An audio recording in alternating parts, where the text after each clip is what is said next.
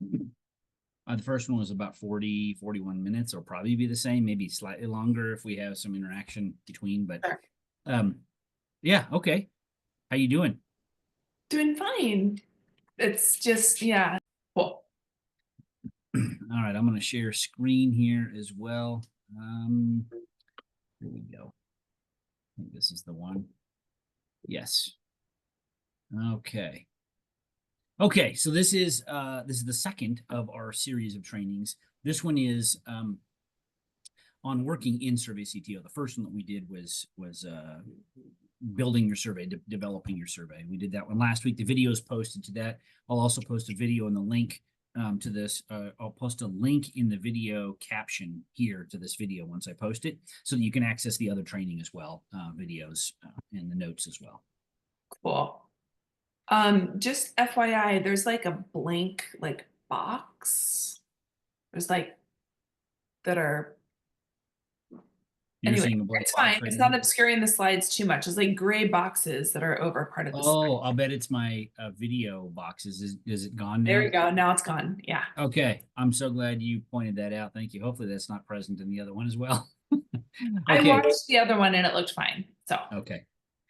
Very good. So this one is the second of the training opportunities. We will, I've recorded some other short how-to videos and stuff as well. Those are hyperlinked in the notes document. We have a SurveyCTO resources for HWISE. That's a substantive document.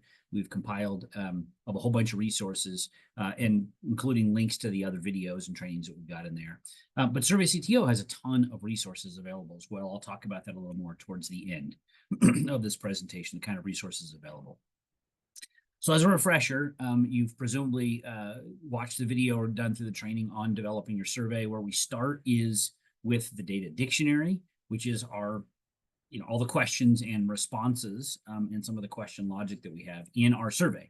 We have that divided into core required modules. Those are the ones that questions that everybody asks when they agree to use the HWISE survey. And then we have these other optional modules that you can choose from depending on the questions that are of interest at your site that you're conducting the survey at. And so you specified those to us. That's the second, the middle screen capture there on this module tracking sheet that after you've gone through and looked at the entire survey and the optional modules and decided which ones you want to include, you indicate that for us, and then we help build your initial form definition sheet. That's the spreadsheet. That's an Excel sheet that SurveyCTO uses to actually deploy the survey there. And working together, I'll create the form definition. Then part of the training is to help you understand ways in which you can modify the sheet and how to do things without breaking them too badly. We're going to break things, and that's just the way these things go. The fixes are generally pretty straightforward for these things, but I'm happy to walk through what those look like. do you want reminder. Do you want me to hold my questions till the end, or sorry? What would you like to do? I'm fine for either. So just a quick question about the optional survey modules. Yep. So like I have the modules that I want to do, but when we actually start piloting them with the SurveyCTO, if it's still going too long and we need to be like, we just can't do this optional module, is like this training, like, will I be able to just turn that off, or do I have to redo the whole form definition sheet? The answer is yes, you can turn it off, and yes, you'll need to put a new form definition sheet into SurveyCTO, and I'll show you how to do or where we do that in this training here. But I won't talk about the ins and outs of turning on those particulars. That will be part of the form definition sheet that the previous video, and we can also talk about it offline in another context and how to do that. But the short answer is, if you determine you need to turn off some modules, some optional modules, there's a quick code for that essentially is just like a toggle switch turning on and off. It's not an actual toggle switch. It's a code that says display this one or not, given these other parameters. Okay. And then you upload once you make that change in your form definition sheet, you upload that version into SurveyCTO. Got it. Okay, so how do we turn that survey then into something that you can actually deploy and have others engage with and record the answers for? That's where SurveyCTO comes in. We're using this platform. There's many platforms available. Perhaps you've got experience with Qualtrics or Kobo Collect or ODK or any of those others that people typically use. SurveyCTO is the platform we're using within the HWISE network, so that it's all, there's a whole bunch of reasons, but so that it's basically all of the data when we do pull it together are all and combine into a single data set for those of you that are sharing your site data with the network, anonymized, of course. It makes it much more streamlined in order for us to be able to do that. But it's also has a whole bunch of features within SurveyCTO that make it a great platform to use. And that's what this training today is in part about, is the working in SurveyCTO. Now, you can do this on the web using just the standard web, a web browser access to SurveyCTO. And you can access pretty much all of the features, nearly all the features that you'll need, probably all that you'll need unless you really dive deeply into it. But I do suggest installing the desktop app on for you as a site PI, or if you have a data manager who's primarily doing all this stuff. It just is a little, it's got a little more functionality. It's a little more streamlined. The desktop app is to be able to run SurveyCTO, but you can do pretty much everything you need within the web browser for accessing it. I'm going to show you today screen captures and examples that come out of what it looks like on the desktop platform, but it looks very, very similar on the web platform as well. But just for reference, today's screen captures are all coming out of the desktop platform. Okay, now when you first, we've worked together, you've purchased your team month credits for accessing SurveyCTO, and you've set up your account, you've got a login information. When you log into SurveyCTO, into our server, that SurveyCTO provides for us. It's just for us and just for our use, and it's got all the bells and whistles and lockdown stuff on it, security things on it. When you log in, you're going to always be taken to this landing page, which is this dashboard. The dashboard has a number of components, and I'll talk through these. There's 6 components here, 5 main tabs that I want to chat about. The 6th component being this support center, which is found in the upper right hand drop down arrow, and you drop down arrow would then show visit the support center. I'll talk about each of these in turn. Okay, so the first one on your dashboard is this design tab, and the design tab is where where your form definition sheet lives. So we put together your survey. It's all in that Excel spreadsheet I was talking about. This is the form definition. That sheet has all of the codes in the background that help it display particular ways, that has the question logic in it. So it's got skip logic built into that spreadsheet. That resides in this upload button right here. And you can see I've got 2 in this example. I've got 2 form definitions in here, one called HWISE-2 Master Survey Sheet, another one called Training.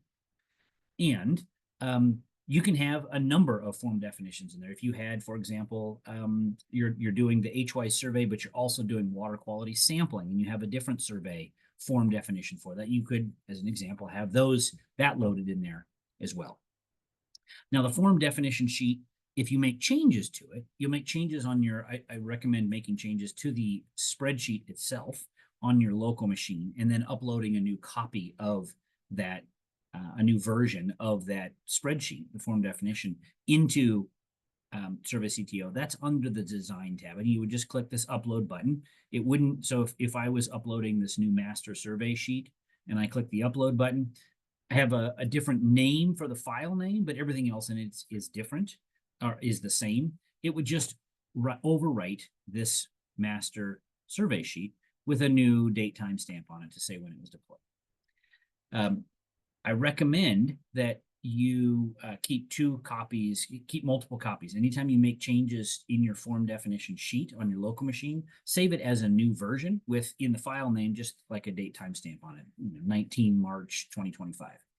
The reason that's important is because if you have multiple people taking the survey, different versions of the survey that you've included, you want to make sure you can track those things back. And if you've only saved it in your local machine as a single copy, you just keep overwriting the main one, and you wouldn't be able to then go back and say, but wait, the question changed. Did they answer the question this way, or did they answer it the new way we wrote it? So I just recommend keeping new copies of it. So you might have several copies of the same basic form definition on your local machine, but you're always using the newest one. Now, this is where you would also download, let's say you're working offline somewhere else and you've got a laptop, you were primarily doing your work on a desktop in your office space, and you don't have that the most current form definition sheet with you, you could download the form definition sheet, the current one, as long as it's the most current one, just by clicking the download button. There's a variety of other tools. Encryption is where you can make some different settings for if you want to have your data encrypted end to end. There's a ton of exceptional safety features on here that are already built in, but if you want to even do more, this is where you can play around on the design tab. Now I'm going to draw your attention to the additional resources here. This is a document we've been compiling for the last year and a half or so. It's called SurveyCTO Resources for HWISE. I've hyperlinked to it on the slide deck, and I'll put the link to the resources also in the description for the video at the end. But that has a whole bunch of tips and insights and what each of these tabs do within it, plus a bunch of other information. And then we link to a bunch of relevant SurveyCTO information there. I've got 16, 17 different categories of resources for HWISE in there. Okay, now, I mentioned the form definition sheet. This is a screen capture of what the spreadsheet looks like, the beginning of the spreadsheet. This is pulling together your entire survey from the data dictionary and the modules, the optional modules you want to include, and now it's all included in this sheet. You asked Melissa about turning on and off these different modules. You would do this in the form definition sheet and save it as a new copy. And we can talk about that after this video here if you'd like to see what that looks like. But what do you do now? Well, the form definition sheet goes into SurveyCTO in that upload section that I mentioned there. This is still in the design tab. In the upload, and you upload that form definition sheet in there. And now we want to test it. Now, let me go back one. There is a test button right in here. And this basically just opens up, again, I'm on the desktop version, opens up a new tab in your web browser that shows what the survey would look like if you were taking this on a desktop platform. So just as an example, what does this look like if you were accessing this on a desktop? It also looks slightly different on a mobile version. It's optimized for mobile also. So if you're accessing this form definition sheet, your survey enumerator team has tablets or phones. It looks slightly different, but it's the same general setup right here. And what I'm displaying is a single question here. This is question number 3. It's coded. Our variable name is called DRK source. This is drink source. So linking back to our data dictionary, we have the name of this variable. This question is called DRK source. And then the options, the potential answer sets, what we call responses here. SurveyCTO calls them choices. As a reminder if you haven't seen the previous training on putting your survey together, I go into this in more depth in the previous training. But it all displays in one place right here. SurveyCTO takes all of the background coding in your form definition sheet to display it right here. These come from different tabs within that worksheet. This comes from the question tab. This comes from the choices tab, but it pulls them all. We also have Spanish language translations available, thanks in large part to Alicia Cooperman and Manuela and their work with the El Paso survey. They did a lot of these language translations. Eminata Kalungo, Alex Brewis are doing additional translations for their work in the Arizona Colonias. We ask that if you're doing translations, just make them available to us because we make them available to everybody else that's doing the survey. It's just as part of one of the benefits of being in the network here. But you could just change the option, display it in Spanish. It's the same question, same responses, but it's now displayed in Spanish here. Now, this is what it looks like. Yeah, go ahead. Oh, sorry, I was just going to say, is Spanish versions available for all of the optional modules now?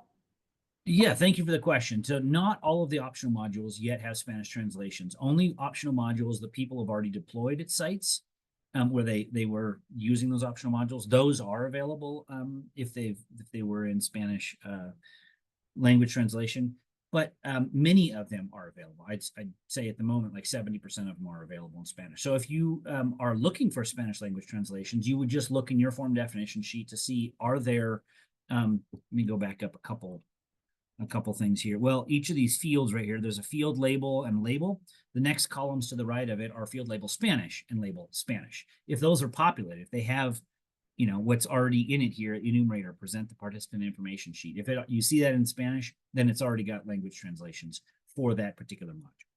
And the modules are broken up on the form definition sheet by this begin group, end group. That's part of that previous training that I went through. Okay, web form data collection. If we were doing this not from the desktop testing standpoint, but I'm actually doing the survey with somebody, and we're doing it on the web. This is what it looks like. It looks almost identical. You can see I've now opened up the training data set. I had 2 different form definitions as examples in our HWISE admin part. But another question here, question number 59, the water insecurity module. This is what it just looks like depicted if you were actually taking this survey or administering it to somebody else. Now, a couple things as you're moving back and forth in your dashboard, and you're either deploying the survey and doing it this way, or you're in the test mode. There's these buttons that look like the standard buttons we're used to seeing: fast forward, rewind, those kind of things. These buttons here, the previous question and the next question, are just a single arrow, and that just advances one question by one question, or brings it back single question at a time. The ones below it that are smaller and that have the double arrows with a little stop sign before it, or the bar, the pipe, take you to beginning and end of the survey. So if you're in the survey and you accidentally click this, it's going to take you all the way to the very end or all the way to the very beginning, which is a little frustrating. So for that reason, I don't typically recommend using either of those two. I just recommend using the next button down here. So this is on the desktop platform or a web platform. If you're on a mobile device, you actually just swipe the screen. As you're looking at the question, you can swipe right or swipe left to get to the next question. So that's what I recommend doing if you're in SurveyCTO and testing it out, or if you're on the mobile screen. Okay, so you asked a question about, we want to turn off some modules because it's taking too long on the survey, or we want to add something else. We realize we want to add one more question that's of relevant, site specific just to us. You can add that in. The previous training walks you through a little bit of how to do that. And we can have some additional discussion about that if that's something you're looking to do. But you've saved then a new version of your form definition. Just upload it. Upload a new version onto the desktop right here, and it's ready to go. Your enumerator team, if they have a mobile device, will need to, when they log in, they'll need to just go back. And there's a process. I've got links to resources in here and how to do that. They'll just need to go back as soon as they log into the device again and pull in the new form. It'll update automatically for them. As long as they're updating with the new form. They just got to go back to that form and say, I want this form, and it will pull in the updates that you've already made. So quick question there, but if I can't imagine, basically only me and my data manager are going to have access to the behind the scenes stuff. Everybody else on my team are just data collectors. So for us, like, we just either Chloe or I updates the form, and then everybody else, it's just like when they go to access to like collect the data on the survey, it'll be there for them, right? That's right. With as long as they are connecting, the device is connected to Wi-Fi. If their device is fully offline, they won't get the update to your form, your updated form, until they are back online and they say, I want to grab this form again. And you basically open a blank form, and if you have 2 forms in there, they have to choose which form they want. If there's only a single form in there, they just say, yeah, open this form, and it will automatically update and pull it over. Got it. Yeah, thank you. Thank you for that question. So and yes, if they don't have access, you're the only ones that have access. You're the ones making these form definition changes. And this training is really for you and your data manager. Right. This part of it. But they can at least see how it works. And it's helpful, I think, to have survey enumerator team know what it looks like. So when you're doing your enumerator training, it's often helpful to have SurveyCTO up and running as you look at your form definition sheet, and then you're testing the survey and you can run through it with your team. They can see how these things work and change. It's helpful because as they're making changes, they'll know, oh, right, Melissa's going to have to do this. Right. And then, like you said, you can have multiple of these form definition sheets by, and you click the one that you want to use. Like you had the example of training and master, I think. So is that essentially just like, that's a different survey, like it's a different bucket where your answers are going to be going? So like if I had the normal survey, if I had master and training, and I was like, okay, these are our practice interviews, I want you to click the training one, like my team, my data collectors would click, I would have to direct them to click the training one, correct? That's right. That's right. So it would be, they essentially, not essentially, they are completely different surveys. The survey responses go to completely different places. They're only Different. contained within that one there. So Exactly. if you wanted to have a new copy of an identical copy of your survey form, you Right. could make one and call it training and upload a new form definition that's now called training, and you'll have two of them show up just like I do. I did that initially because we were really testing it out. I don't think you need to. You can actually go for the original form, and I'll show you some ways to purge information here in a minute. But yes, they're two for SurveyCTO purposes. They're two totally different things. They may be identical, but SurveyCTO treats them as different because you have two different forms. So all data that comes in is only associated with that particular form. And then you also mentioned in your example, you were like, oh, if you're doing water quality testing, you have another survey and you want to click there. So that makes sense. But if I have like my own 8 questions, right, that are not part of the HWISE, they're part of like my research that's that's funded, and how I'm able to do the, add all these HWISE questions onto my funded research. But I want those all on the same survey for my students, then I have to put those all in one form definition sheet so that they don't like click. Or do you recommend like, no, keep it separate and have them like actually do one survey and then do a like go back while they're with somebody and then do a second survey? Do you see what I'm saying? Yeah, I do. And I think that's a user preference. So for you as the site PI, if, for instance, the example I gave with water quality survey, it could be totally different. The questions are different. The options are different. You have a different team doing that as an example. A different team does the water quality sampling and a different team does the HWISE stuff. Right. It probably makes sense to have them separate. If you have the same team working on the same thing and you're just adding new questions, it probably makes sense to add it to the same HWISE form definition sheet that you have. Because otherwise you're going to have your enumerator team remember to, oh, wait, I finished this one, but we're not actually done. We have 8 more questions. Let me open up this other form. It's just a little more clunky, I think. It's a little more room for error. So if you had 8 questions you're adding, you would just add it to your form definition sheet, the one that we have already prepared for HWISE. That's how I would recommend you do it. Unless you have 2 totally separate enumerator teams, then it probably makes sense to separate. Got it. Cool, thanks. You bet. Okay, so the collect tab, the next tab over, this is the second tab here I'm talking about. Collect tab is where you can set up how you collect data. Are you collecting it on the web platform, in which case you would click the fill out button. It opens up a new tab, and that is where you would, the survey is live and going, you've deployed it, now you're just asking questions and filling it in on the web part of things. You can share a link. So maybe you want to have some external reviewers take a look at it. You can share a link to it, and they can test it out if they want. You would also set up your mobile devices through the collect side of things here. And let me draw your attention to one piece here. There's a section here called, and it's highlighted in green, collecting data with SurveyCTO.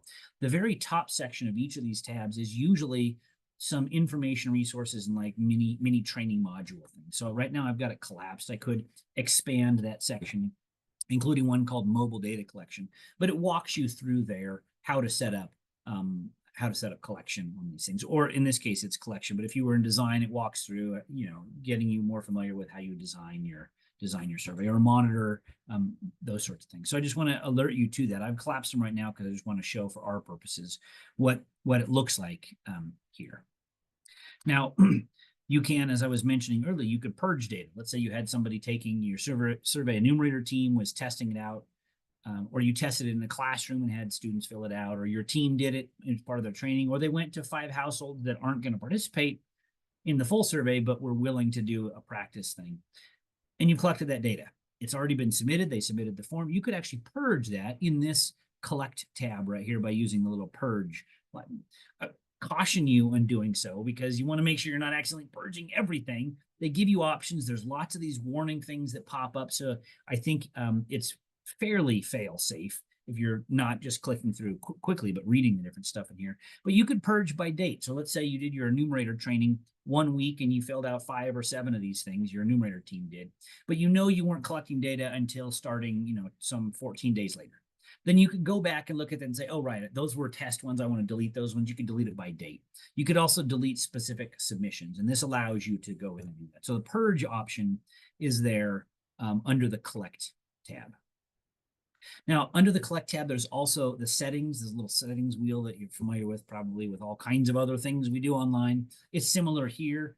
The default settings will all be set for you on your team if you're working under, if you've rented a room in our HWISE house kind of thing. Your site is its own protected room. Nobody else has access to it. You don't have access to the other rooms. But we set these things up for you with these defaults in here. So you likely aren't going to need to change the defaults. For example, allow anonymous form access. We have that turned off by default. We want the enumerators, whoever's collecting the data, to have to sign in using their account. Because let's say we have some questions. As the data come in, we thought, this one doesn't seem quite right, or maybe it was a keystroke entry error and you're not sure. Somebody put down age of 199 and it should have been 19, that kind of a thing. If you had anonymous access, you wouldn't know who did it unless you had really good records that they kept of who was doing on which dates and where. So we turn that off as a default. I've got these things all set for you all in there, but I think it's worthwhile for you to look at these different settings, familiarize yourself with them. You're likely not going to have to change anything there, but let's say you do want to do some end-to-end encryption. You could make some changes here for that. Under the settings. Again, I'll point you to these the resource document that we've put together, compiled, called SurveyCTO Resources for HWISE. I'll have a link in the description for the video as well for it, but it's hyperlinked in the slides and you'll have access to the slides so you can access that. And there we talk about the things to be thinking about as you're collecting data or setting up your mobile devices, or as data starts to roll in, what does it look like? We've got a lot of resources there. Plus, we link to the myriad of resources that are available through SurveyCTO.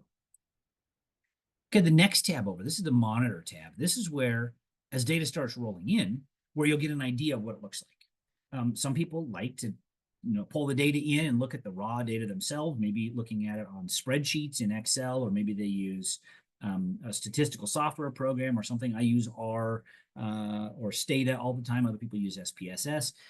You would look at this data. You could do that by downloading it yourself. And I'll show you where to download here in a minute. It's on the Export tab. But SurveyCTO has a bunch of things built into it already that allow you to look at the data as it comes in. So you can monitor it live as it's coming in. And they're fantastic resources. In the Monitor tab, if you did want to start setting up some initial summaries of stuff or take a look at what it is, it's gonna open up the Data Explorer, and the Data Explorer is well documented on how to set it up in SurveyCTO. So I provide some links to some of those things there on how to set up the Data Explorer, but it can give you all kinds of summary statistics, summary reports about what's coming out, or perhaps you're interested in a couple of questions and what the range of values are, or the mean value of it, or maybe you want to know what the outside limit is. Or maybe you want to set up a flag, a warning, to where if you know what the range of values should be, and if there's a range that's 1 standard deviation away, 2 standard, or some number away, like age of participation. We know they need to be 18 or older in order to participate, and they say so. But let's say we expect, the average age, the range of ages to be, up to 100. You could set a flag in there as part of your Data Explorer to say anything that's above 105, notify me. And it'll give you a notification. It's really handy to look at these kinds of things. Or, for instance, let's see, what's the next one here? Setting up workflows. Another flag could be something like the amount of time it's taking. If it's taking over 40 minutes to do your survey and you've timed it out and think it should be around 32 or 27 or whatever it might be, you could set it to where it would give you a notification. The average length of the survey is over 40 minutes. That would be, you mentioned the timing of it. That would be a great way for you to get a handle on what the overall length of timing might be. And you can do that also by enumerator team. So maybe Jeremiah is taking 50% longer than everybody else. And you could then go back and say, hey, I want to support you in this. We'd ideally like it to be here, but what's going on? Perhaps Jeremiah is surveying people that have wells, and there's a whole other set of question logic that opens up. And so he just happens to be in the rural area where there's wells. Who knows? Or it could be just that he likes to talk. I like to talk.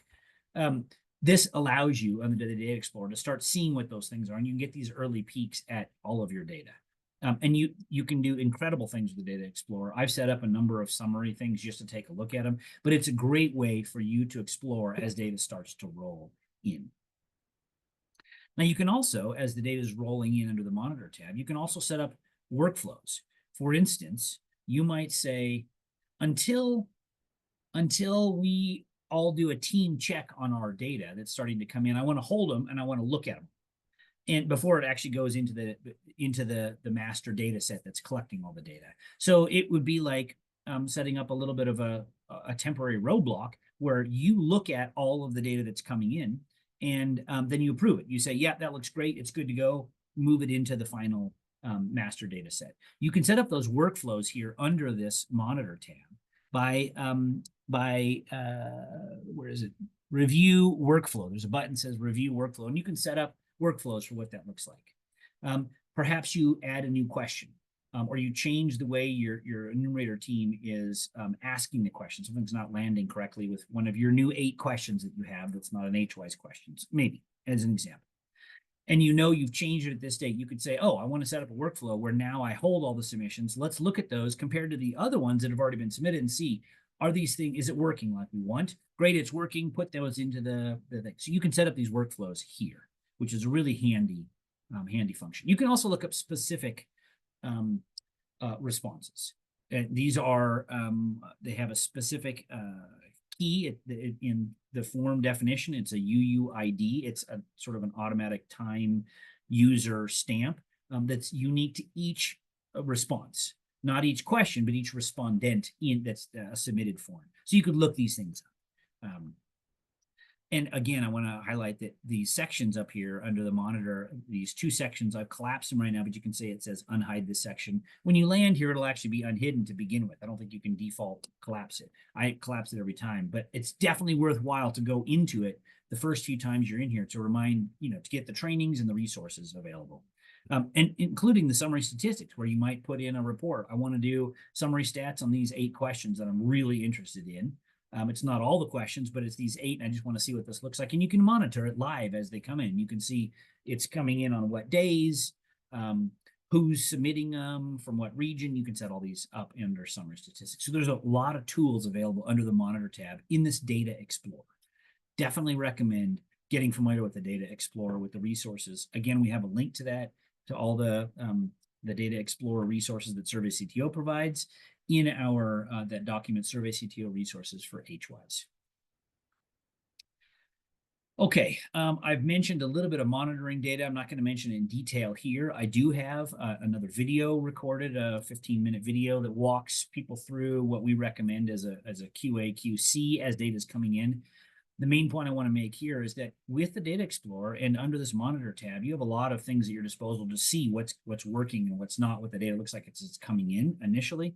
And I definitely recommend early on in the survey, maybe even daily at the end of the day, look at the responses that have come in for that day, just to scroll through and see, are we getting what we expect? Are there a bunch of empty missing values? Are people skipping a question accidentally? Or is the question logic somehow broken and we need to fix those things? So early on, I definitely recommend a daily look at your data. Maybe it takes you half an hour or so to scroll through it. But then as you work through these things, you go back to your enumerator team. Hey, we need to make sure we're hitting this question. It's skipping for some reason. Many of you are skipping it, but we do need to ask this question. I mentioned that because we have very few questions that we require somebody fill in before they move on.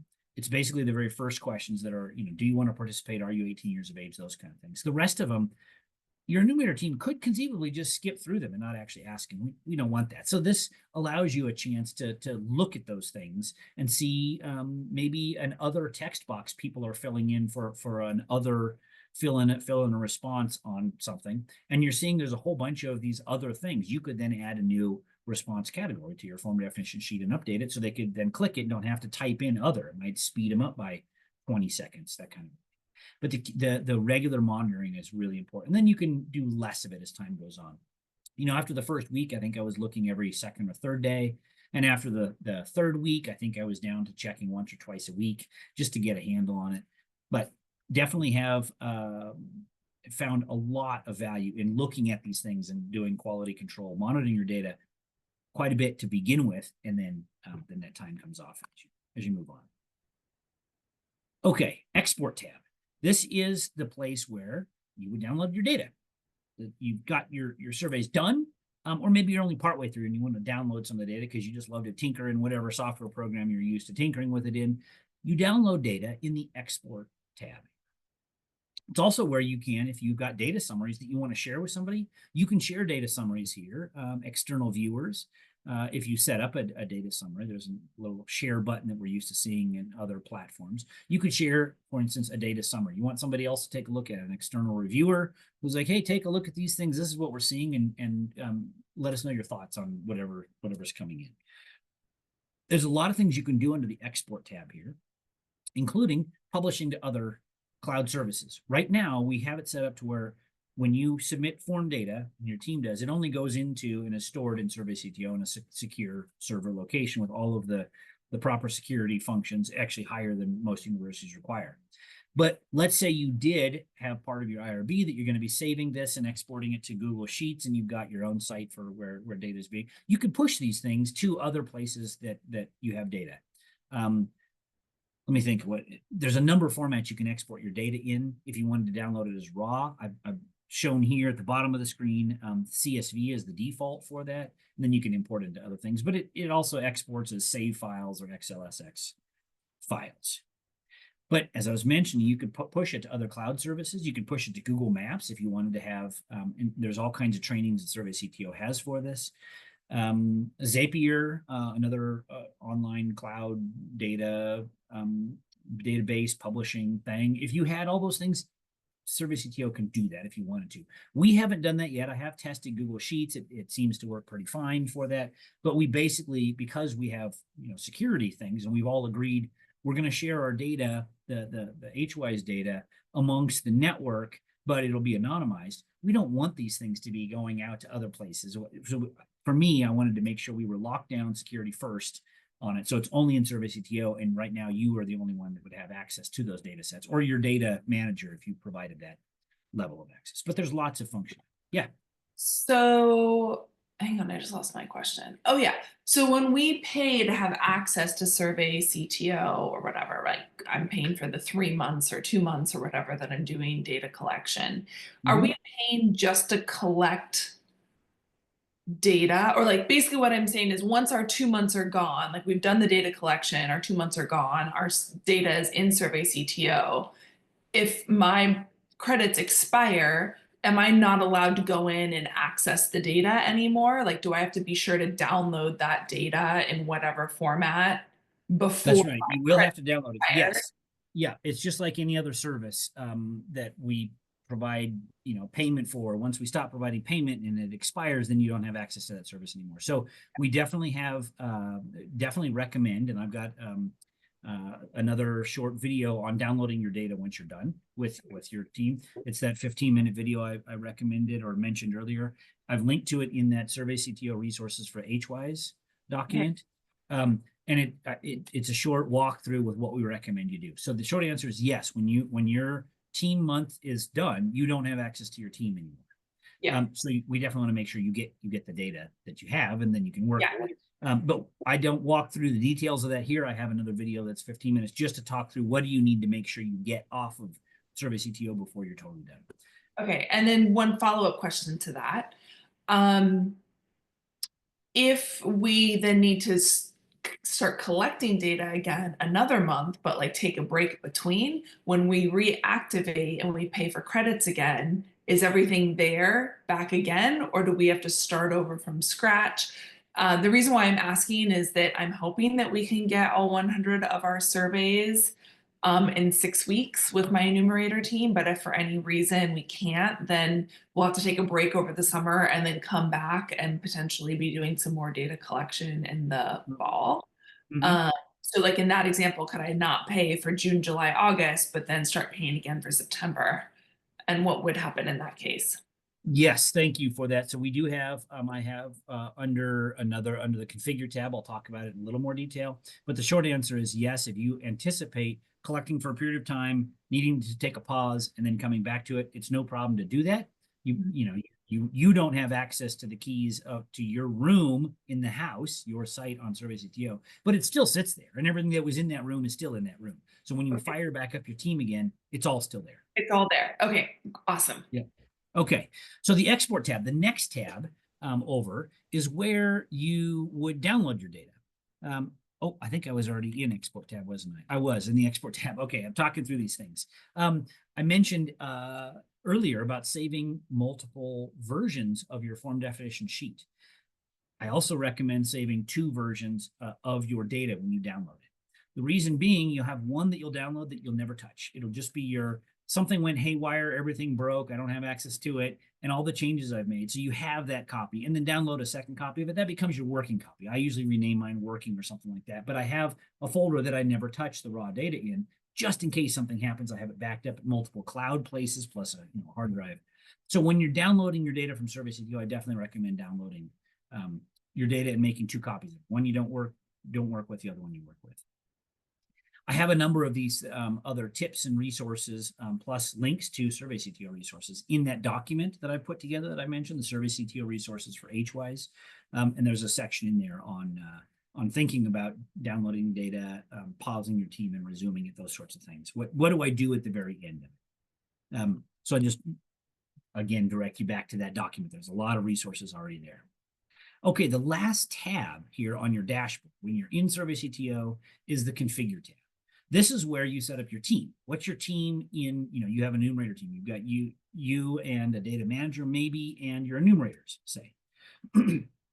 Now, for those that are in the HWISE-USA context, I'll be helping you set up your team. And what I'll likely do is have you as the site PI and maybe somebody else that you already have communicated with me with. I'll have already added you as users in your own room, given you the keys to your own room here with, when you pay for your SurveyCTO team month credits, I can set these things up for you. And I'll do that. So I'll start off your team. If you already know your entire team, you could send me all the email addresses and I could add them right away. But generally speaking, you might not already know who your entire team is, and you want to add somebody else, or one survey enumerator, something happens and you got to train somebody else. You can add them. You do all that with your team and all of the team functions under the Configure tab here. This is also where, to your question about what happens if we need to stop data collection for a bit. We paid for 2 months, we finished those 2 months, but we didn't finish our collection. We need to do it again, but we have to wait till it's cooler or, agricultural season's over or whatever. We can pause your team, pause and resume. I think I've got, yes, resume right here. So when a team is paused, your team, your room, it's like you don't have keys to the room anymore, but the room still sits there and everybody in there, all the data is still in there, or the people could have access to it. It's all there. If we resume your team, when we resume your team, because you pay for more credits and you need it again, we just click the resume button. It opens back up. You have access to everything back in that room again. This is also where you might change permission levels. So you say, somebody on my team, I want to have somebody have some additional access for whatever reason it may be, or I need to lock down some other access. This other person actually doesn't need this level of permission. You do that under the Configure tab in your teams and under user roles and permissions. And I've got it collapsed here again, but you would expand that and it shows your team and what each email address is and the permission level that they have. You might not have all of these options available to you. Like you might not have server settings because these are all default that I set up, the security configuration of the server and where it sits and all that kind of stuff. I've already set that. So you might not have those ones, but you will have the teams and user permissions. Again, I'll direct you to that document, the SurveyCTO resources for HWISE that I put together. It has a whole bunch of stuff in there about creating your team, assigning different roles, how you engage with it, plus links to the wealth of SurveyCTO resources and trainings on those kinds of things there. So I think I'm going to skip this one for now, the bulk of it, but I'll mention 2 things. One, your team that you have doesn't have access to anybody else's team. So you're collecting data in your site. You don't have access to the site I collected data at, and vice versa. We don't see each other's stuff. We can't get into it. It's all locked down. The other thing I'll mention here is that you can, if you had 2 different teams, I gave you an example of one enumerator team is collecting HWISE survey, another one might be collecting water quality.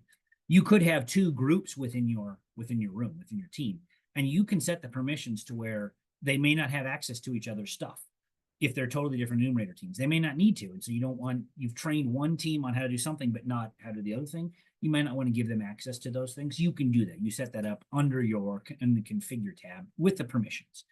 Generally speaking, you're probably just going to have one enumerator team that's doing your work here, perhaps, in which case you don't have to have separate groups, but everybody has access to the same form definitions then in in SurveyCTO in your site. But if you had two different teams, you could say this team A only has access to this form, and team B only has access to this other form. Okay. User roles. I won't describe them all here. They're described very well in SurveyCTO resources, but generally speaking, you're likely to have your enumerator team be data collection only. It's the most restrictive set of permissions. It allows the fewest things. Basically, what they can do is they can open up SurveyCTO with their, they've got a login now, and grab the form and then start populating it by asking questions, and allows them to submit the form. But that's where it ends. Their permissions at that level end. And you'll probably only have your enumerator team with data collection only, but you might have somebody, you mentioned you have a data manager, somebody else who does need to go back in and be able to open up a form and make a change because somebody came back in their field notebook and they were like, shoot, I submitted this survey already, but this respondent actually changed their answer at the end and I didn't go back and change it. Here's what they meant to say. Your data manager with the different permissions, say it's a form data and user manager or form and data manager, could go back in and open up that form, look at the field notebook of your enumerator who was like, yeah, this is what the answer should be, make the change to it. Enumerators can't do that on the most restricted permissions, but you set those permission levels. When I set up your team or help you set up your team, I will give you as the site PI and your data manager probably the most global of permissions, which is access to everything. It's the full admin access to your room. Now, again, you don't have access to my room. It's my own room. I've got my own keys to it, but you'd have access to everything. I'll skip that was an example just of what it looks like, the different permission roles. Okay, the last one we have here is the support center. Sorry. And this is, yeah, go ahead. Sorry, this is related-ish, but you brought up a really good point about, having your team have a field notebook to record anything that they may need to update on the back end. The questions are all set so that it's like anonymous, right? Like they're not recording addresses or like anything like that. Do you have a recommendation for the field team if they're like, oh shoot, this person, changed their response and they're recording that in the field notebook, of how they let the data manager know that it's that specific survey? Would you say like a time and date stamp of like recording like, oh, it was this house that was at this time? Like, is that the best way to find it in SurveyCTO in the back end? Yes. Yeah, thank you for the clarification question. We do have another training video that we recorded with another HWISE member on sampling strategy.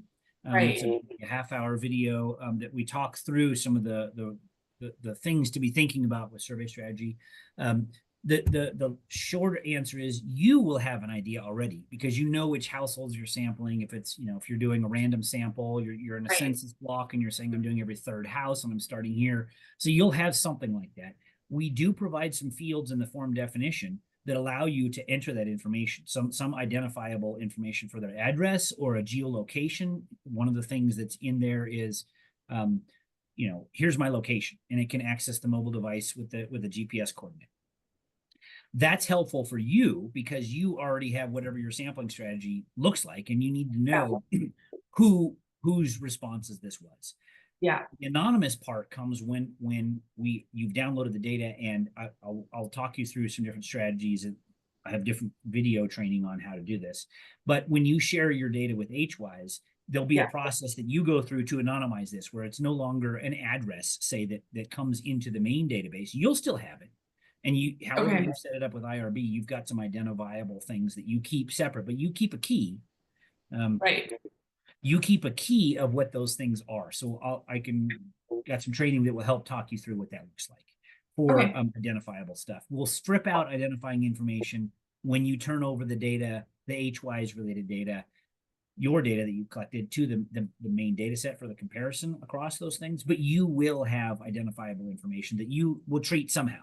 Maybe you keep a key separate with the addresses, and this address is associated with this ID, and then all you have in your data set is that ID. And note, so if somebody were to get a hold of it, they can't see, it's not identifiable to them. But you maintain those. Does that answer your question? It does answer my question. I wasn't planning on collecting any identifiable information. But yeah, Well, I'm, you'll have to have some way to identify it so you know where where as part of your sampling strategy yeah, where you're sampling. Um, it could yeah, be a census where you're taking every single household in this that's what I, area on this street. that's what I was planning on doing, the census. And so, yeah, Okay, so then in that case, you might say as part of your enumerator training, we're going to do a census. We're going to do everybody on the street. But what we need to have is we'll start and do counterclockwise or clockwise on the street, starting at this house and then just moving your way around. But somebody's not home or they decline to participate, you still need to be able to track that. So yeah, this is where you would do this internally. yeah, We would never see this, but you keep track of that somehow internally so that you can go back and say, yes, we need to make this change. It was at this date timestamp. So to your point, yes, you want to make sure that your enumerators are keeping very detailed track, but maybe their field notebook is where they record the address or the house number, or right, maybe it's a lot ID that you've taken from the county records and you've right, got all the lot IDs. However, you're making this linkage, you do need to have some kind of a linkage so that you can go back in and make changes if need be, but right, also so that we can say, be able to make comparisons if it is in, neighborhood 1 is all rural and wells and neighborhood 2 is all apartment complexes in an urban area. We need to be able to make those comparisons to what those things are. And without that information, without that identifiable information that you have on your end, but we only have right. an abstracted version, we wouldn't be able to make these comparisons. So you will be keeping track somehow. Yeah, I don't yeah, know what that is. It's up to the site. It's up to the site yeah, PI. exactly. And that was my main question with, yeah, Okay, okay, great. yeah, cool. So, and we do have some additional training on that. There's that video I mentioned, but we have some resources. Also, I don't remember if I don't have it in the SurveyCTO resources. But as part of our monthly site PI calls and those meeting notes, we've talked about some of that. We've got a few slide decks linked in there Yeah, on how you might think about going about identifying how you're going to sample so that you can keep track internally. But again, we won't have any of that on the HWISE side. yeah, But we do have a specific sampling plan that you will file that will have all that information in it. yep, yep. Yep. Okay. Support center. Does that answer your question, then, It Melissa? does. Thank you. Okay, great. Support center, and I'm cognizant of time here on the last few slides. The support center you would access in the upper right-hand corner of your dashboard where you're logged in. You can see I'm logged in here as HWISE-RCN, and there's a visit support center. You may not have these other options in here, but the visit support center is there. This is where you would start looking for resource help. If you're thinking, I want to do this kind of a thing, the first place to go is SurveyCTO's support center. They have an incredible wealth of resources and materials cataloged there in a very straightforward fashion. Things like you could search for a particular topic. You can access a whole bunch of quick start guides, quick start for setting it up in general, quick start for setting up a mobile device, quick start for editing your form definition, those kind of things. Much of those are there. A lot of how-to videos. They have a huge how-to video library with a bunch of how-to videos in there. They also have a really engaged community forum where lots of questions are asked and answered, both by people in the community that have figured that stuff out, but also the HY or the SurveyCTO folks also respond in there. So it's a really, it's like the same kinds of user forums you might be used to online, saying wealth of information there. You can also request help from them, and I'll talk about that more briefly in a moment. But again, I'm going to point you to the other resource stock. So the first place to start for questions is the support center here for the resources they have available, which is a ton. The second place to go would be to that SurveyCTO resources for HWISE. This document I've been referring to this whole time, and it's always said as additional resources, and I'll have a link to it in the video description as well. It's hot linked in the slide deck, which you'll have access to. So start at the support center. You'll probably find what you need there, but if not, go into our HWISE document, see if you can find something there. If you can't find it there, then I suggest you chat with me about it. We can, because I want to basically coordinate our engagement with SurveyCTO. You have access to SurveyCTO resources, but because these questions are quite likely going to be asked or have been asked by other people, I want to make sure that these answers are available network-wide, the questions and the answers for everybody. So this is what it looks like, the support center. This is where you would type in a search for a particular topic. I might have even typed in a topic, I thought here, maybe not. But you could search for topics right here. Oh, I did. And then it very well organized as you scroll through the page. So here I was searched for updating role. we were just talking about user permissions and who's got what roles. And if I wanted to, like, I need to update somebody's role, how would I do that? I just click updating role, and then there's 188 results for these things in the user community, in the SurveyCTO resources, lots of things available there. How to create user role. This is probably where I'd go right here, is how to create the user role, because it shows you all the different user roles, and then it walks you through where in the dashboard to go do it. To the 24-hour support. We pay for, we're paying for a service, and they are very responsive to this. They say they try to respond within 2 days, but I typically get responses within a couple of hours. But again, if you got a question that can't be answered by their resources, isn't answered by our SurveyCTO for HWISE resources, and you've come to me and we've talked through it, I don't know it. What I would prefer to do is that I submit the question to them, because then I can make sure that the question and the answer gets to everybody here. But it is available to you. So if you do wind up going to the expert resources, you would submit a support request here, and we can coordinate with that part of it. I just would want to make sure, since we're part of a network that shares these things, that we're sharing it with everybody available. Okay, I think that takes us to the end of our talk here. Start with SurveyCTO resources. Go to the HWISE document that I put together on SurveyCTO resources. We have these other trainings. I've got the link to the training notes in the survey here, or in this form, in the slides here, but also in our HWISE monthly site PI calls. Those are there. Send me questions if you can't find stuff there, and we can coordinate with that for a support ticket. But that's it. All right, I'm gonna stop sharing. Thank you so much. It was so helpful. You're very welcome, Melissa. Yeah. Thanks for coming to the training.